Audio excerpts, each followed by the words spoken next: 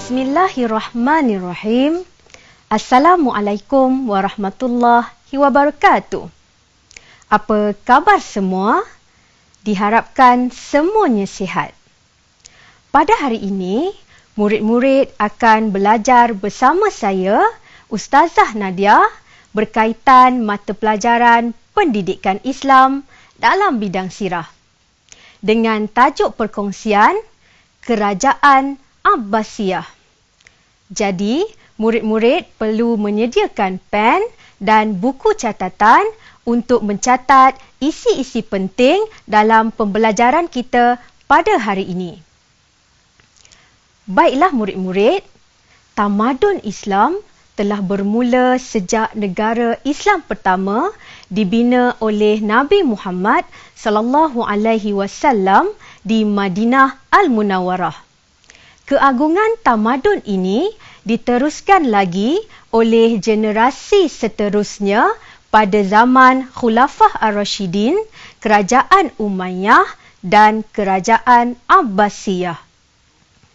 Pada zaman Kerajaan Abbasiyah, tamadun Islam berada di mercu keagungannya, berikutan pencapaian umat Islam dalam pelbagai aspek perkembangan, seperti penyebaran Islam, pendidikan, sains dan teknologi, ekonomi serta ketenteraan.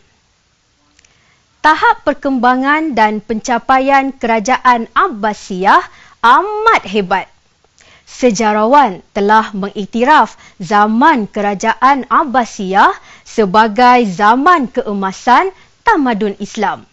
Hebat kan Kerajaan Abbasiyah?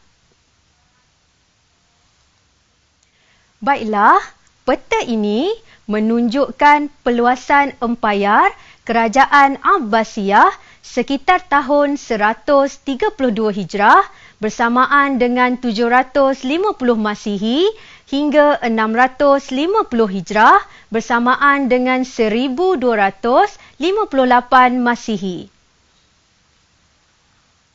Empayar Kerajaan Abbasiyah telah diasaskan pada tahun 132 Hijrah bersamaan dengan 750 Masihi. Ianya berlaku selepas gerakan atau revolusi Abbasiyah berjaya menumbangkan kerajaan Bani Umayyah pada tahun tersebut. Pada mulanya, gerakan ini ditaja oleh Ali bin Abdullah dan telah bergerak secara sulit. Namun, pada zaman Khalifah Umar Abdul Aziz, gerakan ini dikendalikan secara terbuka. Mereka meneruskan kempen atas nama Ahlul Bait, iaitu nama Nabi Muhammad SAW untuk mendapatkan sokongan. Khurasan, Kufah dan Humaimah dijadikan pusat operasi. Gerakan ini diperkukuhkan dengan keanggotaan dua orang pahlawan besar, iaitu Abu Salamah Al-Khalal yang mengetuai gerakan di Kufah dan Abu Muslim Al-Khurasani menjadi ketua di Khurasan. Menarik kan sirah Kerajaan Abbasiyah? Baiklah, sebelum kita meneruskan perkongsian pada hari ini, mari kita semak terlebih dahulu objektif pembelajaran pada hari ini. Objektif yang pertama ialah menyatakan latar belakang Kerajaan Abbasiyah. Kedua, menyatakan struktur organisasi ketenteraan Kerajaan Abbasiyah. Ketiga, menjelaskan dua faktor kegemilangan dan kejatuhan Kerajaan Abbasiyah. Dan yang terakhir, menerangkan dua iktibar daripada pemerintahan Kerajaan Abbasiyah.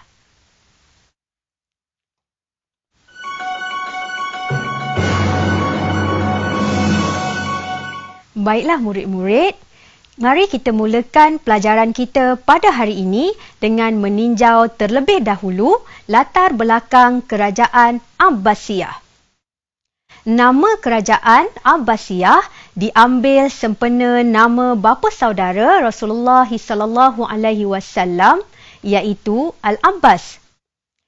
Kerajaan Abbasiyah mewarisi sistem khulafah secara warisan yang dikenali sebagai Wilayatul Ahdi, sebagaimana kerajaan Umayyah. Sepanjang pemerintahan, kerajaan Abbasiyah dipimpin oleh 37 orang khalifah. Sistem pentadbiran kerajaan Abbasiyah banyak diadaptasi daripada sistem pentadbiran kerajaan Parsi. Fenomena ini berlaku disebabkan oleh ramai orang Parsi memeluk Islam dan menjawat jawatan penting dalam kerajaan Abbasiyah. Tahukah murid-murid, sebagai contoh, penggunaan istilah Al-Wazir iaitu jawatan Perdana Menteri dalam struktur pemerintahan kerajaan Abbasiyah sebenarnya berasal dari Parsi. Sistem pemerintahan kerajaan Abbasiyah diketuai oleh Al-Khalifah iaitu ketua negara yang bertindak sebagai pemimpin tertinggi dalam wilayah-wilayah Islam. Al-Wazir ialah Perdana Menteri yang bertindak sebagai ketua pentadbir yang dibantu oleh menteri-menteri dan jabatan-jabatan kerajaan. Ad-Dawawin ialah jabatan-jabatan kerajaan. Jabatan-jabatan ini berada di bawah pengawasan Al-Kutab, iaitu setiausaha. Terdapat pelbagai jabatan yang diwujudkan mengikut keperluan pada masa tersebut. Sebagai contoh ialah Jabatan Eksais, Jabatan Audit, Jabatan Polis dan Pertahanan dan lain-lain lagi.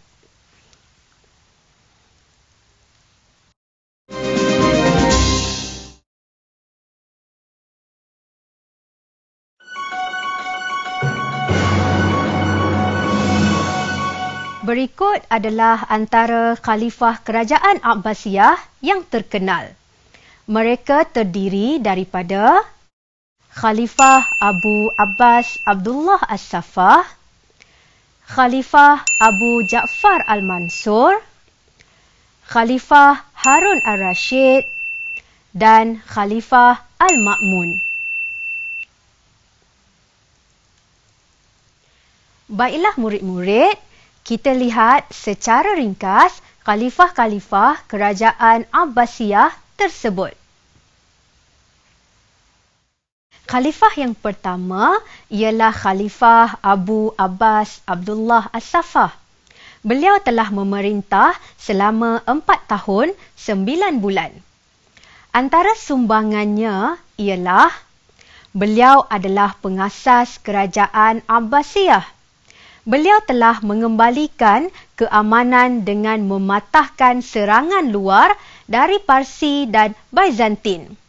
Beliau telah menghapuskan pemberontakan pada awal penubuhan kerajaan Abbasiyah. Seterusnya adalah Khalifah Abu Ja'far Al-Mansur. Beliau merupakan khalifah kedua dan memerintah selama 22 tahun. Antara sumbangan beliau ialah memindahkan pusat pentadbiran dari Damsyik ke Baghdad dengan menjadikan Baghdad sebagai ibu kota dan membangunkannya. Menaik taraf sistem cukai, menaik taraf sistem pengairan dan saliran, membina Masjid Al-Syarqiyah sebagai pusat aktiviti dakwah, membina hospital di Baghdad dan beliau telah memperkukuhkan kekuasaan terhadap wilayah Byzantine. Baiklah murid-murid, ini adalah gambaran kota Baghdad ketika di bawah pemerintahan Khalifah Abu Ja'far Al-Mansur. Dari sebuah perkampungan kecil yang terpencil berubah menjadi empayar gegasi. Seterusnya adalah Khalifah Harun Ar-Rashid. Beliau telah memerintah selama 5 tahun dalam pemerintahan Kerajaan Abbasiyah. Antara sumbangan beliau ialah memerintahkan Al-Qadi Abu Yusuf supaya menulis kitab tentang percukaian iaitu Kitab Al-Kharaj. Beliau telah memperkemaskan sistem percukaian Islam berpandukan kitab tersebut. Mewujudkan jawatan Ketua Hakim Negara yang dikenali sebagai Qadi Al-Quddah. Membina sebuah perpustakaan agung iaitu Baitul Hikmah. Menjadikan kota Baghdad sebagai pusat tumpuan pelbagai kegiatan seperti perdagangan, keilmuan dan kebudayaan. Membina pelbagai kemudahan awam seperti rumah sakit, farmasi dan pusat pengajian. Menubuhkan pusat penyelidikan ilmu agama yang dikenali sebagai Majlis Al-Munazarah. Seterusnya, Khalifah Kerajaan Abbasiyah yang terkenal ialah Khalifah Abu Ja'far Abdullah Al-Ma'mun bin Harun Ar-Rashid atau lebih dikenali sebagai Al-Ma'mun. Beliau adalah Khalifah ke-7 dan telah memerintah selama 20 tahun. Antara sumbangan beliau adalah mempergiatkan usaha penterjemahan karya daripada bahasa asing seperti Yunani dan Rom ke dalam bahasa Arab. Menjadikan Baitul Hikmah sebagai pusat penterjemahan negara. Membina Balai Cerap sebagai pusat penyelidikan ilmu.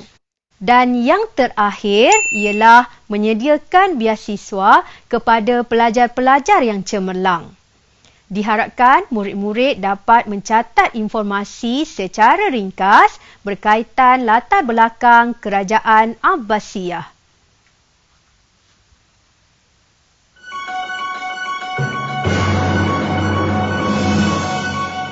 Pada penggal pertama, Kerajaan Abbasiyah diperintah oleh barisan khalifah yang terkenal seperti Abu Ja'far Al-Mansur, Al-Mahdi, Harun Ar-Rashid dan Al-Ma'mun. Tokoh-tokoh khalifah ini menjadi tonggak utama yang memainkan peranan untuk menjadikan Kerajaan Abbasiyah gemilang dan maju dalam pelbagai aspek. Sebagai contoh, dalam aspek pentadbiran, Kerajaan Abbasiyah mengamalkan sistem pentadbiran yang sistematik dan mantap yang diketuai oleh Al-Khalifah. Keperluan dan bidang kuasa setiap jabatan dinilai dari masa ke semasa agar ianya bersesuaian dengan keperluan. Begitu juga dalam bidang yang lain seperti ekonomi dan pertahanan. Baiklah murid-murid, mari kita lihat satu persatu faktor kegemilangan Kerajaan Abbasiyah. Faktor yang pertama ialah dari aspek agama. Khalifah telah memberikan peruntukan khas melalui Baitul Mal untuk para ulama menjalankan aktiviti dakwah. Semangat jihad yang tinggi dalam kalangan umat Islam. Umat Islam berjaya menguasai pelbagai bidang ilmu seperti ilmu bahasa, sains, kejuruteraan dan perubatan. Semangat jihad ini telah berjaya memartabatkan tamadun Islam. Peranan institusi pendidikan seperti masjid dan istana khalifah yang dijadikan sebagai pusat pengajian ilmu Islam dan penyebaran dakwah. Seterusnya, faktor yang kedua ialah dalam aspek politik.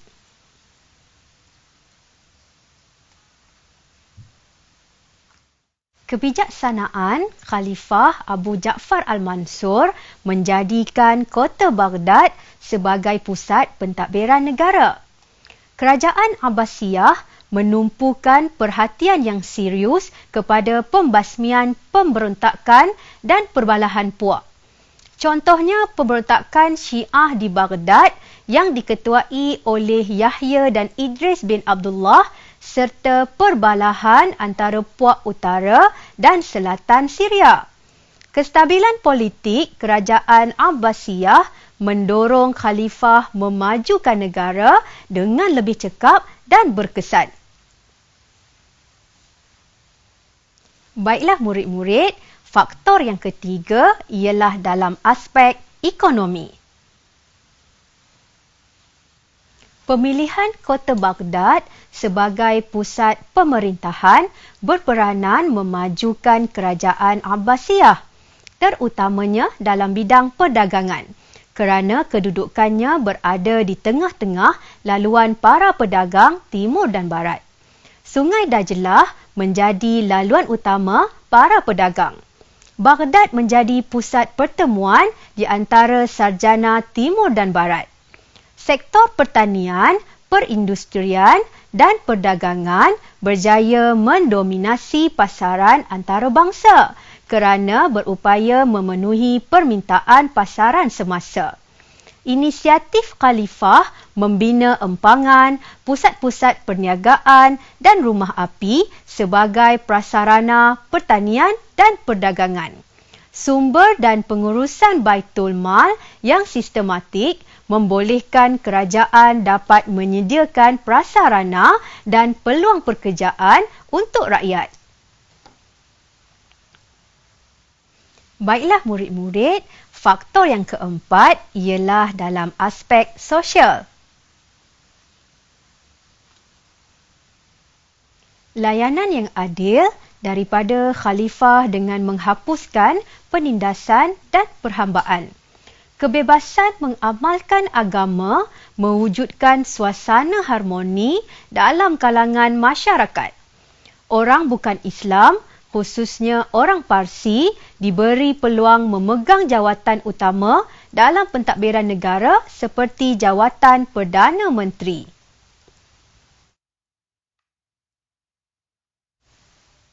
Baiklah murid-murid, faktor kegemilangan kerajaan Abbasiyah yang kelima ialah aspek pendidikan.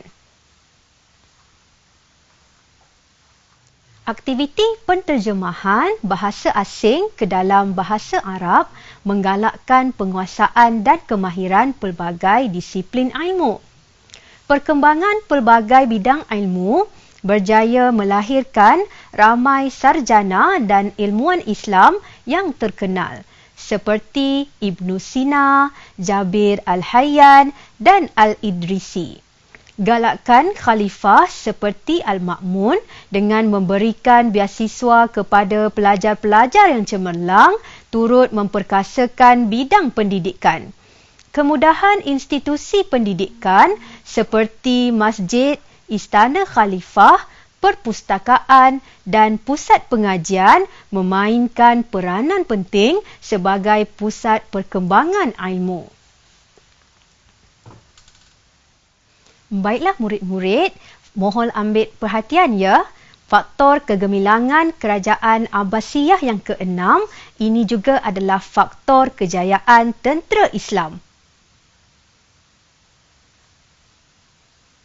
Antara aspek berikut adalah strategi peperangan yang mantap seperti strategi Al-Qaradis telah berjaya mengalahkan serangan pihak musuh.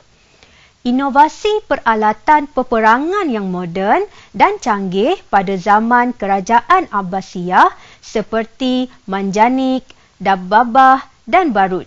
Murid-murid boleh membuat carian di internet tentang rupa bentuk senjata ini yang digunakan pada zaman kerajaan Abbasiyah.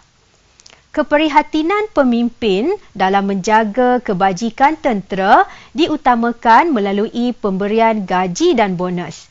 Dasar keterbukaan keanggotaan tentera kepada orang bukan Arab seperti Parsi dan Turki berjaya mengukuhkan kekuatan pasukan ketenteraan kerajaan Abbasiyah. Baiklah murid-murid, dapatlah dirumuskan di sini terdapat 6 faktor kegemilangan empayar Kerajaan Abbasiyah. Faktor-faktor berikut ialah agama, politik, ekonomi, sosial, pendidikan dan ketenteraan.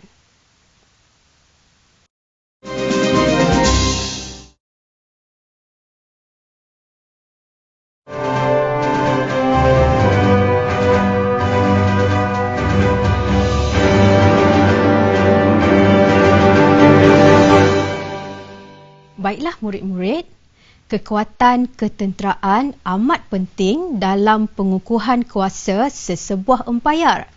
Perkembangan pendidikan dan perekonomian dalam sesebuah negara banyak bergantung kepada faktor keamanan. Sesebuah negara lazimnya akan kukuh dan dihormati apabila mempunyai organisasi ketenteraan yang kuat dan memiliki persenjataan yang canggih. Sebagaimana yang dilakukan oleh Rasulullah SAW semasa baginda menegakkan kerajaan Islam yang pertama di Madinah. Baginda membentuk jentera pertahanan yang kuat dan mengasaskan angkatan tentera yang mampu menjadi benteng kepada negara. Begitu juga yang telah dilakukan oleh Kerajaan Abbasiyah.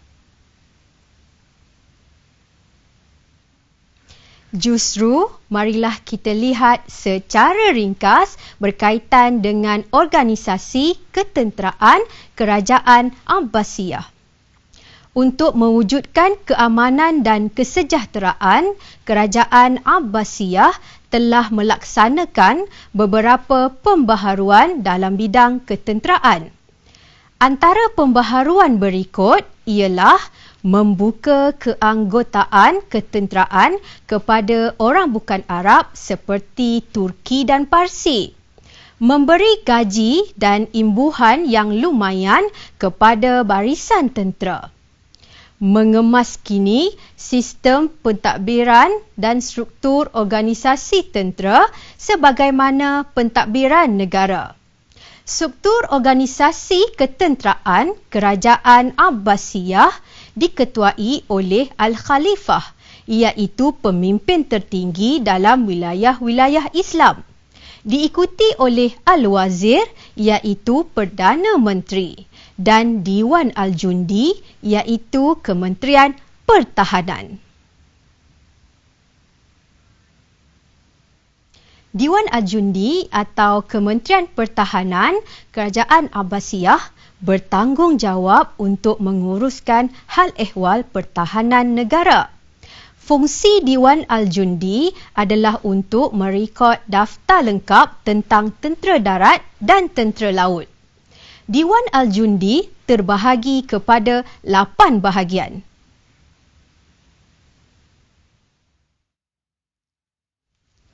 Bahagian-bahagian tersebut terdiri daripada Majlis At-Taqrir, iaitu bahagian keuangan.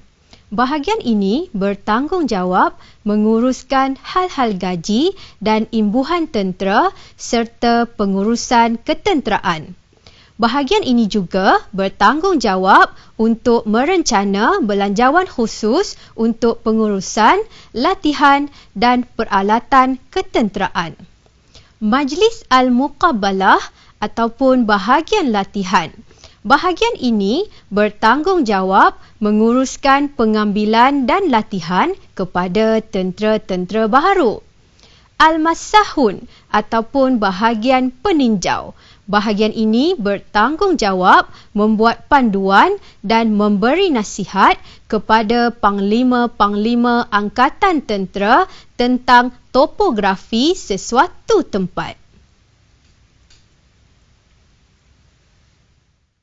Bahagian-bahagian seterusnya ialah Diwan At-Tasnif, iaitu bahagian sumber manusia. Bahagian ini bertanggungjawab menguruskan kenaikan pangkat dan penyusunan tentera mengikut pasukan. Antara bentuk pasukan yang diwujudkan ialah pasukan pengawal khalifah, pasukan bergaji tetap dan pasukan sukarelawan. Yang seterusnya ialah Diwan Al-Ardi ataupun dipot simpanan. Bahagian ini bertanggungjawab menguruskan stor dan kelengkapan persenjataan yang dikendali oleh pengarah dipot. Yang seterusnya ialah Al-Jawasis ataupun bahagian perisikan. Bahagian ini juga dikenali sebagai Al-Uyun. Bidang tugas bahagian ini adalah untuk mengintip kekuatan musuh serta tahap kesetiaan tentera Islam.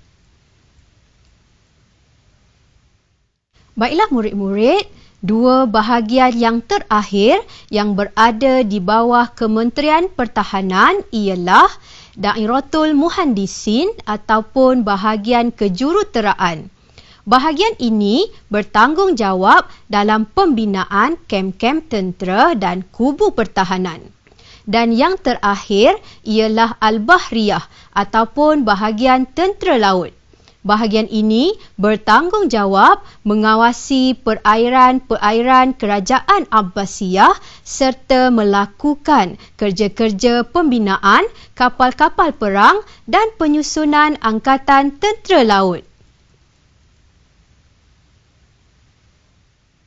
Baiklah murid-murid, sebagai rumusan, terdapat 8 bahagian di bawah Diwan Al-Jundi ataupun Kementerian Pertahanan Kerajaan Abbasiyah.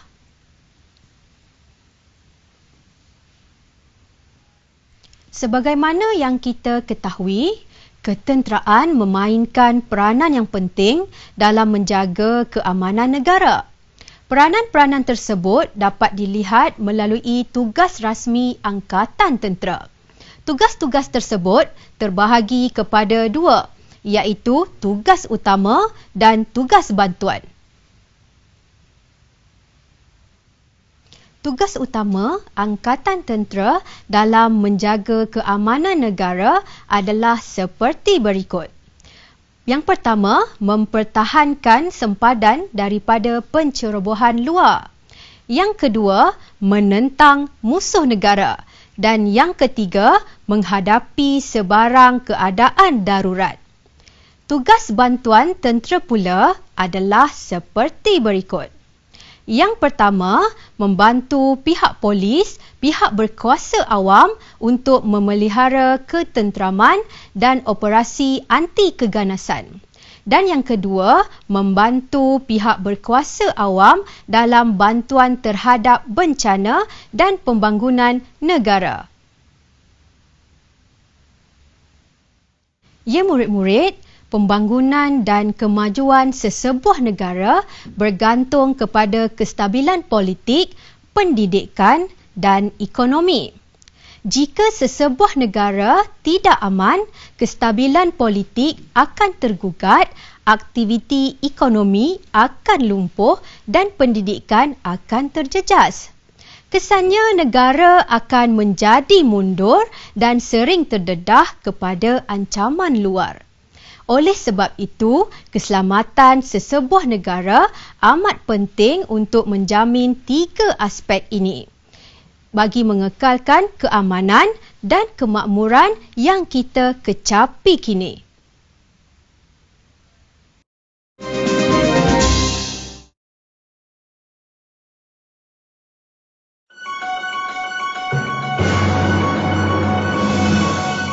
Kerajaan Abbasiyah telah bertahan selama 5 kurun.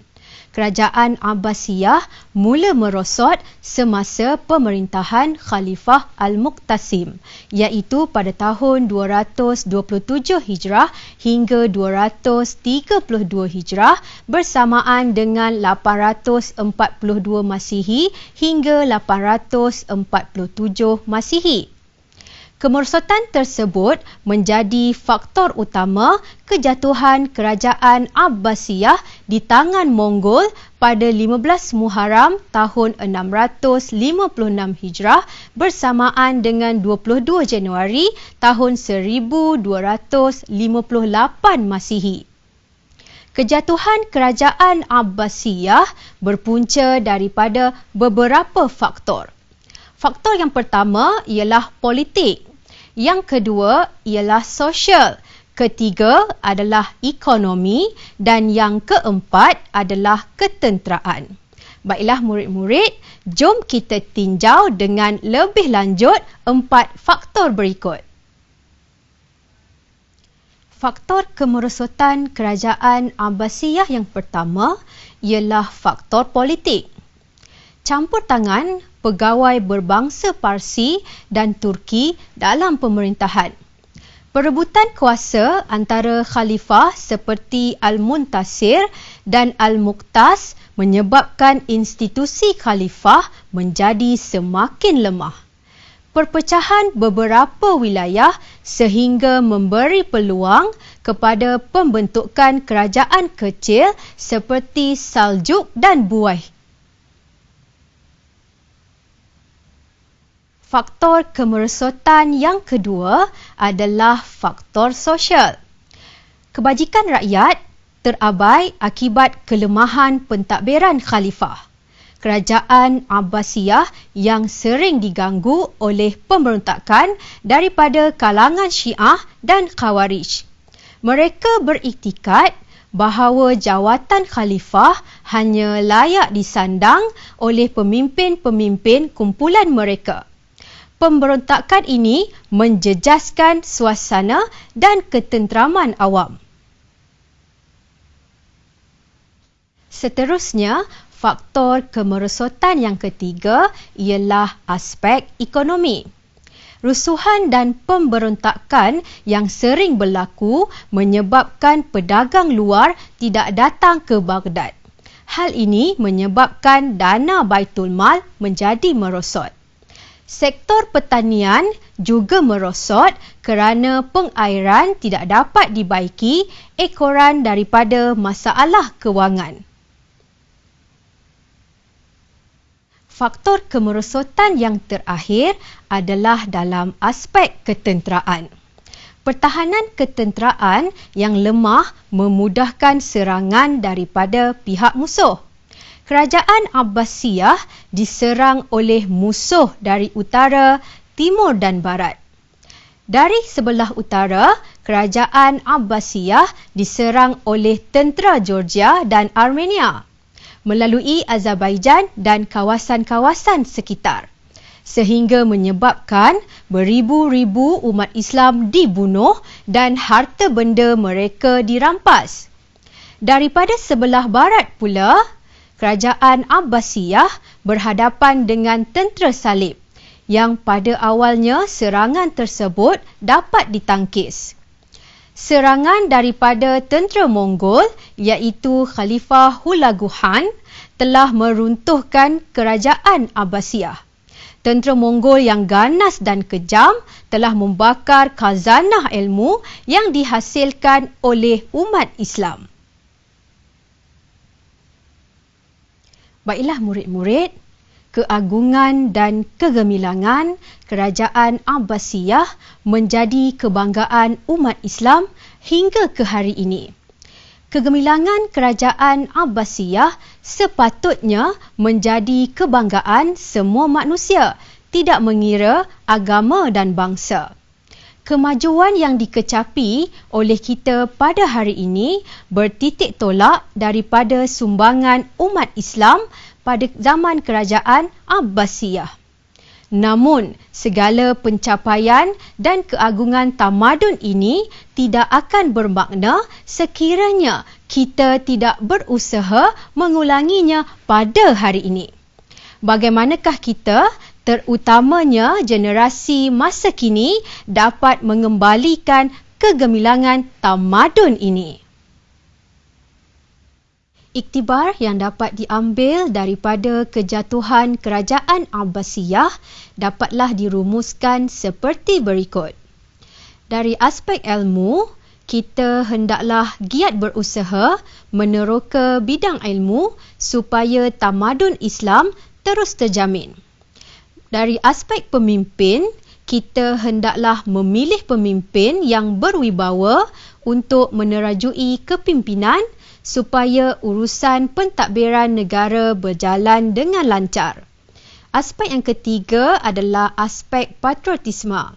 Kita hendaklah memiliki semangat patriotisme agar dapat menabur bakti kepada negara.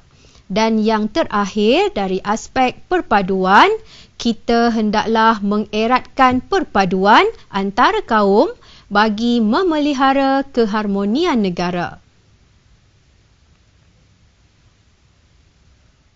Justru, kemajuan dan kestabilan sesebuah negara amat penting dalam memacu perkembangan ekonomi, pendidikan dan sebagainya. Jika sesebuah negara tidak aman, akibatnya negara akan menjadi mundur dan sering terdedah kepada ancaman luar. Oleh itu, murid-murid, marilah kita bersama-sama mengekalkan kemakmuran yang telah kita kecapi pada hari ini.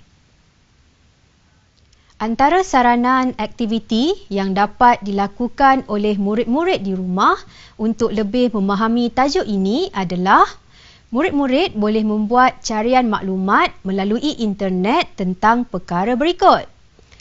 Peranan Baitul Hikmah pada zaman Kerajaan Abbasiyah, strategi peperangan Al-Qaradis yang diguna pakai oleh Kerajaan Abbasiyah.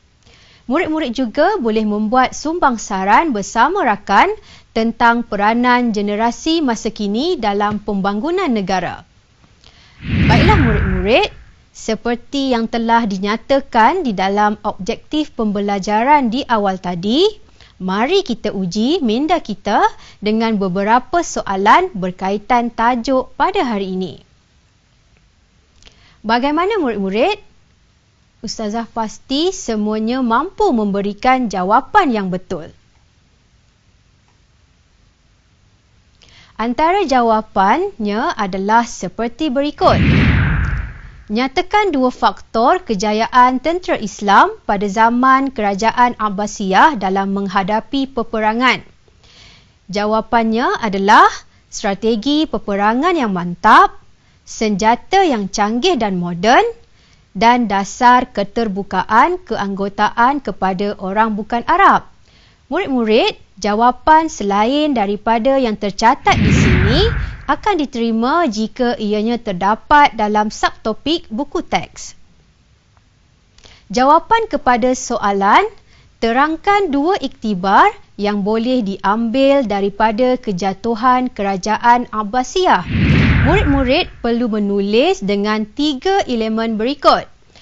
Antaranya adalah pendahuluan, isi menggunakan kata sendi basku iaitu B untuk bagi, A untuk agar, S untuk supaya, S untuk seperti, K untuk kerana dan U untuk, serta murid-murid meletakkan huraian di hujungnya.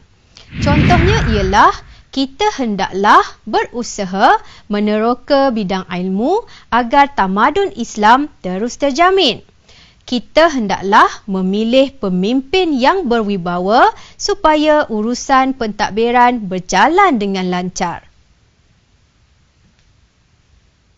Baiklah murid-murid, sekian sahaja perkongsian pembelajaran kita pada hari ini. Diharapkan perkongsian ini dapat membantu murid-murid untuk lebih memahami tajuk ini. Jumpa lagi dalam kelas akan datang. Assalamualaikum warahmatullahi wabarakatuh dan sekian terima kasih.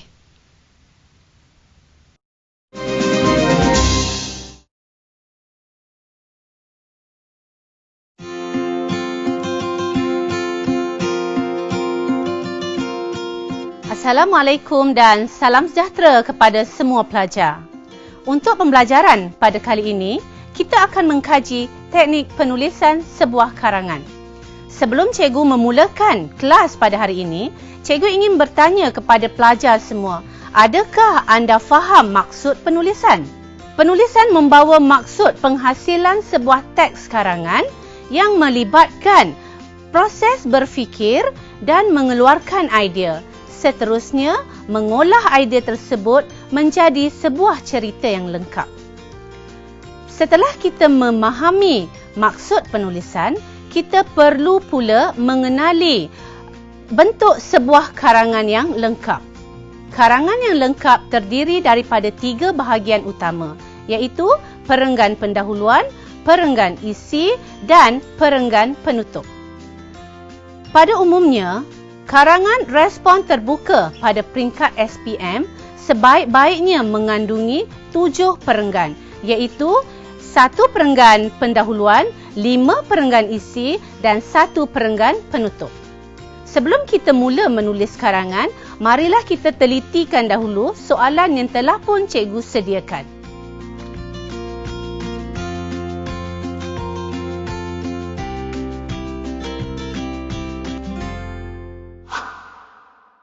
Setelah kita memahami kehendak soalan, sekarang kita akan mulakan penulisan karangan dengan perenggan pendahuluan terlebih dahulu.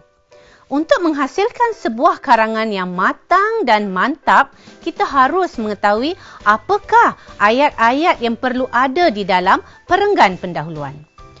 Di dalam perenggan pendahuluan terdapat 2 jenis ayat, iaitu ayat rangsangan dan ayat arahan. Apakah itu ayat rangsangan? Ayat rangsangan merupakan ayat yang kita tulis setelah kita merangsang pemikiran kita. Bagaimana pula cara untuk merangsang pemikiran? Cara untuk merangsang pemikiran ialah dengan bertanyakan soalan kepada diri kita sendiri, iaitu apa, siapa, bila, di mana, kenapa dan bagaimana. Baik, untuk memudahkan anda memahami apakah yang dimaksudkan oleh ayat rangsangan tadi, cikgu telah sediakan beberapa soalan. Soalan yang pertama, apakah coronavirus? Kita tanya diri kita sendiri, apakah coronavirus? Kemudian kita rangsang pemikiran kita, kita olah idea yang ada menjadi sebuah tulisan yang lengkap. Maka kita jawab, coronavirus merupakan keluarga virus yang menyebabkan pelbagai penyakit dari selsema hingga yang lebih teruk boleh menyebabkan kematian. Virus ini dikatakan berpunca dari tubuh haiwan seperti ular dan kelawar. Soalan yang kedua, juga kita tanya kepada diri kita sendiri, bagaimana virus ini tersebar? Virus ini tersebar dari haiwan ke manusia melalui pemakanan dan sesama manusia melalui cecair badan seperti batuk dan bersin, ataupun melalui sentuhan sama ada secara langsung atau kita menyentuh barangan peribadi milik pesakit seperti baju, tuala, telefon bimbit dan sebagainya. Soalan ketiga, siapakah yang akan dijangkiti? Virus ini terdedah kepada sesiapa sahaja. Malah, mereka yang mempunyai sejarah penyakit kronik akan lebih berisiko untuk dijangkiti. Baik, setelah kita selesai merangsang pemikiran kita selesai menulis ayat rangsangan, masih dalam perenggan pendahuluan, kita perlu menjawab ayat yang kedua. Apa ayat yang kedua yang telah cikgu nyatakan tadi? Ayat yang kedua ialah ayat arahan. Namanya ayat arahan bererti kita mesti merujuk kepada kehendak soalan. Apakah yang diarahkan oleh soalan kepada kita? Soalan berbunyi, nyatakan usaha-usaha yang boleh dilakukan oleh anggota masyarakat untuk mengelakkan virus ini tersebar dengan lebih meluas. Jadi kita terus kepada jawapan, sambung kepada perkataan terakhir tadi, kita sambung dengan ayat arahan ini. Justru terdapat pelbagai langkah yang boleh diambil oleh anggota masyarakat untuk mengelakkan virus ini daripada tersebar. Langkah-langkah ini akan kita huraikan satu per satu. Baiklah, kita telah pun selesai menulis perenggan pendahuluan. Sekarang kita akan memulakan penulisan perenggan isi. Kalau di dalam perenggan pendahuluan tadi, cikgu telah nyatakan 2 jenis ayat, di dalam perenggan isi pula perlu ada 6 jenis ayat, iaitu ayat tajuk, ayat huraian, ayat contoh, ayat kesan, peribahasa dan kesimpulan kecil. Kita mulakan dengan ayat tajuk terlebih dahulu. Caranya ialah kita pilih satu langkah yang boleh diambil oleh anggota masyarakat untuk mengelakkan penularan pandemik ini. Jadi, cikgu telah pilih langkah menjaga kebersihan diri. Kita mulakan dengan ayat tajuk. Langkah utama yang boleh diambil oleh anggota masyarakat untuk mengelakkan penularan pandemik ini ialah dengan menjaga kebersihan diri. Hal ini dikatakan demikian kerana menjaga kebersihan diri sangat berkait rapat untuk mengelakkan berlakunya jangkitan penyakit berjangkit. Apabila kita menjaga kebersihan diri, secara tidak langsung kita telah mematikan virus tersebut sebelum sempat menjangkiti orang lain. Ayat contoh. Sebagai contoh, mencuci tangan dengan kerap dan mengikut langkah pembersihan yang tepat, iaitu mencuci telapak tangan, belakang tangan dan celah-celah jari menggunakan cecair sanitasi ataupun menggunakan sabun yang mempunyai kandungan antibakteria yang tinggi. Seterusnya, ayat kesan. Langkah ini akan memastikan virus tidak menjangkiti orang lain atau dengan kata lain, kita telah berjaya memutuskan rantaiannya. Untuk menjadikan karangan kita lebih menarik, selitkan sebaris peribahasa. Keadaan ini bertepatan dengan peribahasa yang berbunyi mencegah lebih baik daripada mengubati. Dan akhir sekali ialah ayat kesimpulan kecil.